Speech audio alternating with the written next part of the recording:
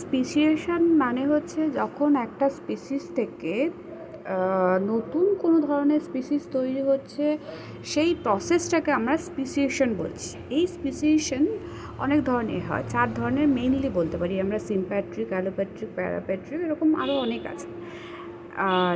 এখন আমরা আজকে অ্যালোপ্যাট্রিক অ্যান্ড সিম্প্যাট্রিক স্পেসিয়েশন নিয়ে বলবো। অ্যালোপ্যাট্রিক স্পেসিয়েশন হচ্ছে যেটা নাকি এখানে যে পিকচারটা দেখা যাচ্ছে বাঁদিকে, অ্যালোপ্যাট্রিক স্পেসিয়েশনের একটা জিওগ্রাফিক্যাল আইসোলেশন। মানে পুরো একটা গ্রাউন্ডে গ্রিন কালারের সব প্ল্যান্টস ছিল একটা পুরো গ্রাউন্ডে। এবার বাঁদিকে ছবিটাতে দেখা যাচ্ছে যে কোনো রকম একটা জিওগ্রাফিক্যাল এরিয়া মাঝখানে একটা মাউন্টেন এসে গেছে। তো মাউন্টেন এসে যাওয়াতে সেখানে আমরা কি হচ্ছে, ওই গ্রিন কালারগুলো থেকে আর একটা থেকে ডান থেকে যে স্পিসিসগুলো, সেগুলো আস্তে আস্তে কালারগুলো ডেভিয়েট হয়ে যাচ্ছে বা নতুন ধরনের স্পিসিস তৈরি হচ্ছে। এবং এই দু ধরনের স্পিসিসের মধ্যে কখনোই জেনেটিক্যাল কোনো মিউটেশন রিকম্বিনেশন কিছু হয় না। তাহলে অ্যালোপ্যাট্রিক স্পেসিয়েশনটা জেনারেলি হয় আমাদের জিওগ্রাফিক্যাল ব্যারিয়ারের জন্য, জিওগ্রাফিক্যাল আইসোলেশন এই জন্য এটাকে বলা হয়। সিম্প্যাট্রিক স্পেসিয়েশন এরকম কোনো জিওগ্রাফিক্যাল আইসোলেশনের উপর ডিপেন্ড করে না। This is mainly depend on the reproductive isolation. এখানে উইদাউট এনি জিওগ্রাফিক্যাল আইসোলেশন যখন পলিপ্লয়েডের মাধ্যমে নতুন নতুন স্পিসিস রিজেনারেট করে, স্পিসিস ডেভিয়েট হয়ে নতুন স্পিসিস তৈরি করে, তখন সেটাকে আমরা সিম্প্যাট্রিক স্পেসিয়েশন বলছি। এখানে এই জন্য বলে দিয়েছে যে in case of allopatric speciation, one population of living organism become subdivided into two separate sub population due to appearance of geographical. দুটো আলাদা আলাদা স্পিসিস তৈরি হচ্ছে শুধুমাত্র on the basis of geographical boundary. সেটা যে কোনো মাউন্টেন হতে পারে, যে কোনো সিয়ের কোনো ব্যারিয়ার হতে পারে, কোনো রকম কোনো ডিভাস্টেটিং কোনো কন্ডিশনে হতে পারে। তার প্রচুর রেইন হলো, সেখানে একটা রিভার প্রচুর বড় হয়ে গেল, সেখান থেকে আর এক পাশ থেকে আর একটা স্পিসিসে যাতায়াত করতে পারলো না। এখানে একটা এক্সাম্পল বলা আছে, যখন পানামা ইস্তেমাসে মানে নর্থ আমেরিকা, সাউথ আমেরিকা, এখানে প্যাসিফিক ওশিয়ানে যেই ছবিটা দেওয়া রয়েছে, প্যাসিফিক ওশিয়ানের এখানে এই ইস্তেমাস অফ পানামা আরও 3.5 মিলিয়ন ইয়ার্স এগোতে এই জায়গাটাতে কোনো রকম কোনো ব্যারিয়ার ছিল না মাঝে। তখন কি হতো, এই দুদিক থেকে দুরকম মাছ যেতে পারতো, একই রকমের মাছটা ছিল। বাট এই 3.5 মিলিয়ন ইয়ার্স এগোতে ইস্তেমাস অফ পানামা মানে এখানে একটা ব্যারিয়ার তৈরি হয়ে যায়।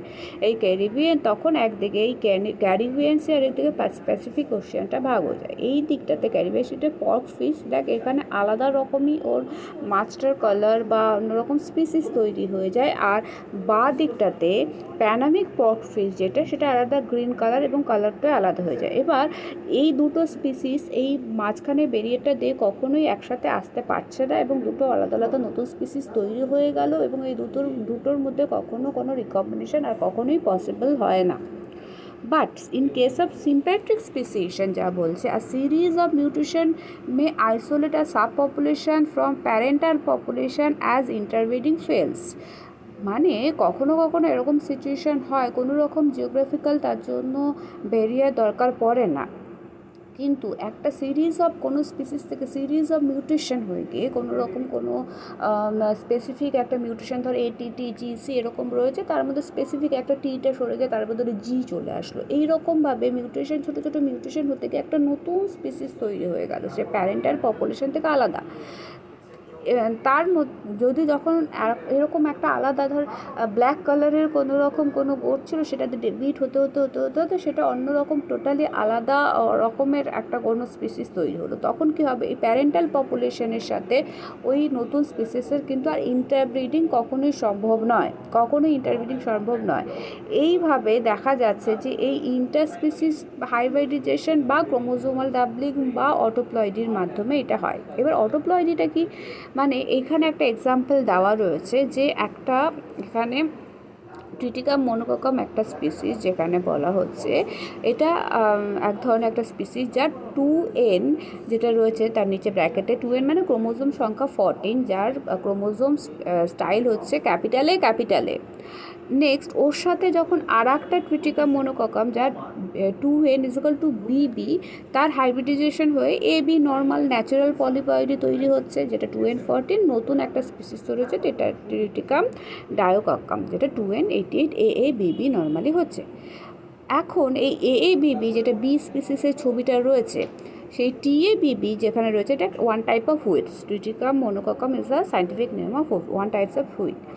এই নতুন বি স্পিসিসটা যেটা হলো ট্রিটিকাম ডায়োকক্কাম, দেখ মনোকক্কাম থেকে ডায়োকক্কাম কেন এখানে 2n নাম্বার হচ্ছে 28 AABB হচ্ছে। এই ট্রিটিকাম ডায়োকামের মধ্যে তার সাথে নতুন আরেকটা স্পিসিস যদি অ্যাগোলপ স্কোয়ারোসা, যারও ক্রোমোজোমাল স্পেসিফিকেশন হচ্ছে BB, তাহলে AABB আর একটা স্পিসিসের সাথে যখন দুটোর মধ্যে রিকম্বিনেশন হচ্ছে, হাইব্রিডাইজেশন হচ্ছে, তখন নতুন স্পিসিস দেখা যাচ্ছে ABD।